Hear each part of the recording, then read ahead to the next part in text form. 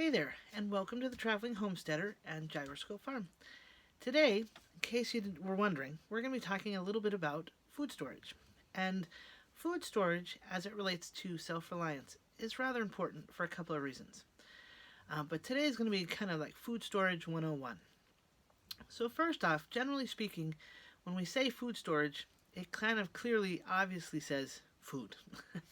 But we also have some non food items that we should consider as well. So let's start with some food related items. Some basics that we have, like I have in my pantry, are these kind of box meals. This happens to be a simple starter for one pot meals. And all you have to do is add, in this case, chicken and rice. And it has all the seasonings and everything else for this, for a crock pot, which is kind of convenient. And this item is also known as shelf stable. So it ends up being able to stay in your shelf longer than other things. So that's an additional thing to remember about food storage is it's not just the stuff that you put in your refrigerator or freezer. It's for longer term. So when you think of food storage, think of buying things that are dried or canned so that they can stay on your shelf a little bit longer than what you might put in your pantry or in your refrigerator. Something else to consider stocking up on are things like spices. I happen to cook a fair amount with some Asian spices, so I have the Thai curry. But we also can cook with things that are like boxed mixes, like pancake mixes, waffle mixes, or even some cookie mixes. Sometimes you see them a lot at around Christmas time. But, as I just noticed, and I'm going to point this out to you too, be careful on what you store things in because it can determine how long it lasts. I just happen to notice that now I get to throw this handy dandy waffle mix away because of this nice little hole. A mouse got into my pantry and decided to eat at my mix. So for future reference, I know I have to end up putting something like this into a more food safe plastic or glass jar. I happen to use mason jars a lot because I just have them around.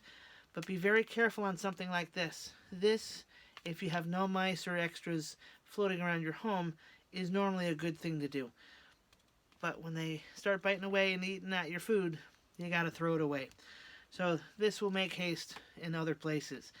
But something else to consider when you're thinking of food storage are those non-food items. Now, as I was teaching this class at another location, and I asked my students to bring out a food item and non-food item from their pantries, most of the students were able to bring things like something like a canned item and like paper towels or toilet paper.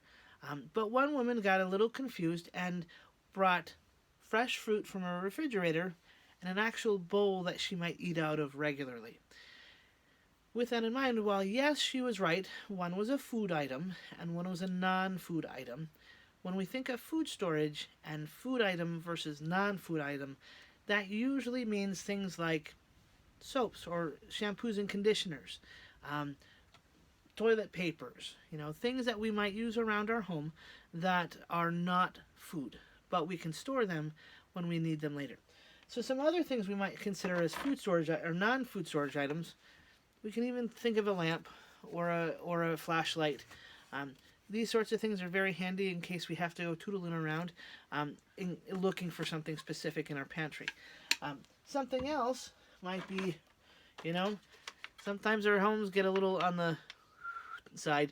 So we can get something that will help make our homes a little fresher. So we can get Febreze or other air fresheners that will help us out. So we can even consider other cleaning supplies like carpet cleaners. We have a carpet cleaner back here, soaps, both bar soap and the liquid soaps. But we also have things like, toothbrushes, toothpaste, those sorts of things. By having the extras of these things, no matter what, we can start saving money by stocking up when they're cheap. Or we can also save gas from having to run in and out of town. We can also buy these things at times when we know there's an abundance. In case somebody loses a job and we know that we have, 4 people in the house, we can get some extra toothbrushes to know that however often you change out your toothbrushes, you can have that enough stocked up if somebody loses their job. Um, so, with that in mind, another thing to consider is our dates.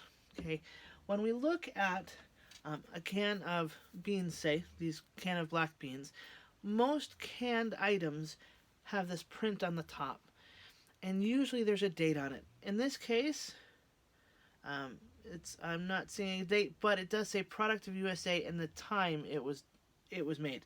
But if you look on the other side, on the bottom, it does have a date. So in this case, it says best by December 28th, 2023. So when you buy something like this, okay, and if you're just starting out and you buy, say, 4 cans of these types of beans, I happen to get them at my local Winco. You might get them at Aldi's or Safeway or Stop and Shop. Whichever one you get, whatever brand you decide to get, they will all have a date on either the top or the bottom, or both. And you will put the newest in the back.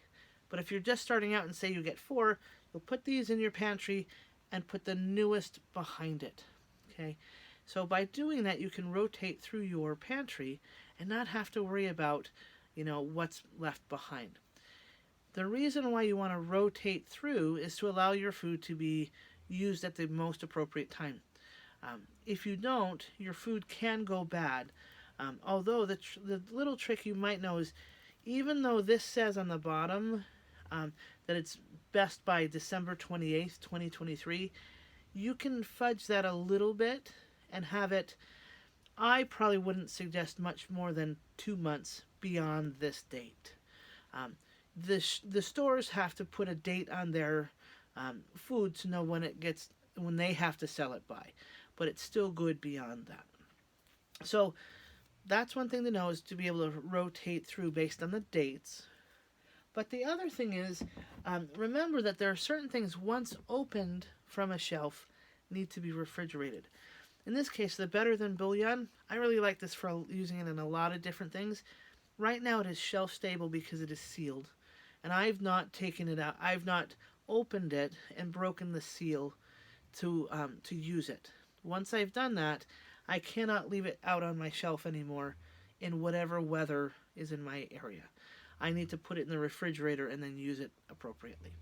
So consider that too, is that the date matters, but also how it's used beyond where it's stored. Things like this regular, what I call regular bouillon in a cube, this can stay on the shelf no matter what, because it doesn't need to be refrigerated, because it's just the granules. But other things like grilling spray, like this is a grilling spray, or other spices that are powdered spices. I happen to get this curry powder from a local Middle Eastern restaurant / grocery store, and I can leave this on my shelf no matter what. It is this nice metal tin, so it doesn't have to get worried about for mice. So this is another good thing. If you look for things like this, or that you can store without having this dilemma, then that's a good thing too. And just as a side note, I happen to use a lot more spices because you can use more for less and have it last longer. In this case, I actually bought this along with another can of it, about 4 years ago. In this case, it was $7.99, and it was a great deal, and I've used this on a regular basis, and I still have a fair amount left in my second can. I've already used the first one up. So if you get used to cooking different foods from different countries, you can have the spices and everything right on your own shelf and have it for pennies. Good food from a variety of places for pennies. Now the other trick I'm going to tell you at the last part of our video is that make friends. Make friends with people, with stores.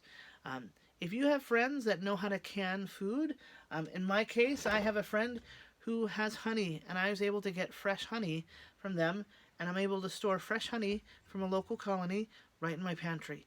And that's in a glass jar, and that can last for years and years, a long time. The other thing is, I also have gone to, some may know, good old Costco and their Kirkland brand. They have a really good quality and it lasts for a long time and it goes on sale. Different things go on sale for at different times. So, other things you might consider is know the brands you like, know comparable brands, and know where to shop for those things. In my case, I'm gonna go shopping for certain things at the dollar store. Like, I really like Blue Dawn dish detergent. I know I can get this for $1 at the dollar store, so I can stock up on that pretty easily. The equivalent at Safeway or Albertsons or Aldi's is a larger size for usually between $5 and $7. So I can get 5 of these for $5, and it's more than what's in that one container at Safeway or Aldi's. So that's what I look at for my food storage. So if you make friends, look at prices, think of things you eat or use, and buy those things. Don't buy things that you don't use. If you're gluten intolerant, don't go buy stuff with wheat in it. If you don't like Swiss chard or kale, don't buy canned kale or canned green beans if you don't like that. Use your money wisely and make sure you find things that are on sale and last for the way you use them. So, with that in mind, we'll go into this a little bit deeper at another time, but keep coming back and check out gyroscopefarm.com and the Traveling Homesteader on YouTube and see what else we find out for self reliance. Have a good one.